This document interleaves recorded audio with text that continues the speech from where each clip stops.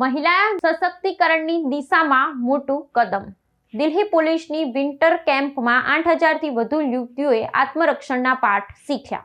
Delhi police દ્વારા મહિલાઓની સુરક્ષા અને આત્મવિશ્વાસ વધારવાના હેતુથી આયોજિત આત્મરક્ષણ શિયાળુ શિબિરનું સફળતાપૂર્વક સમાપન થયું છે.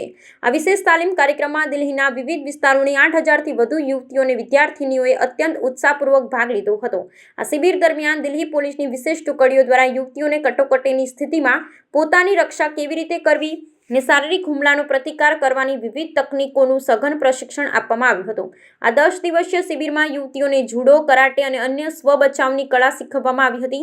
દિલ્હી પોલીસની વરિષ્ઠ અધિકારીઓએ જણાવ્યું હતું કે આ શિબિરનો મુખ્ય ઉદ્દેશ્ય યુવતીઓને માનસિક અને શારીરિક રીતે મજબૂત બનાવવાનો છે, જેથી તેઓ જાહેર સ્થળોએ નિર્ભયતાથી ફરી શકે. તાલીમ દરમિયાન યુવતીઓને દૈનિક વપરાશની વસ્તુઓનો ઉપયોગ આત્મરક્ષણ માટે કેવી રીતે કરવો તે અંગેના પ્રાયોગિક નિદર્શનો પણ બતાવવામાં આવ્યા હતા.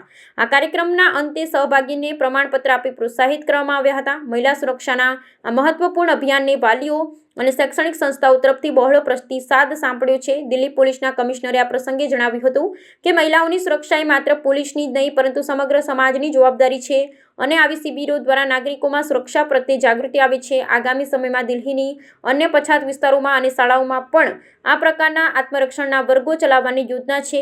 ये जो दिल्ली पुलिस ने जो ये प्रोग्राम शुरू किया है सेल्फ डिफेंस लड़कियों को सिखाना, ये बहुत ही जरूरी और बहुत ही मतलब सराहनीय काम है, क्योंकि आज के टाइम पे जहाँ लड़कियां सेफ नहीं है, जहाँ इतने मतलब सुनने को मिलते हैं, हमें न्यूज में मिलते हैं कि लड़कियों के साथ इतना गलत हो गया, ये हो गया, तो वहाँ पे अगर लड़कियां ये सब चीजें सेल्फ डिफेंस सीखेंगी और इन्होंने सिर्फ सेल्फ डिफेंस ही नहीं काफी और चीजें भी सिखाई इनको कि अपने लिए आवाज उठाना चाहिए, तो ये बहुत ही आज के टाइम पे बहुत ही अच्छा और बहुत ही जरूरी कार्यक्रम इन्होंने किया है.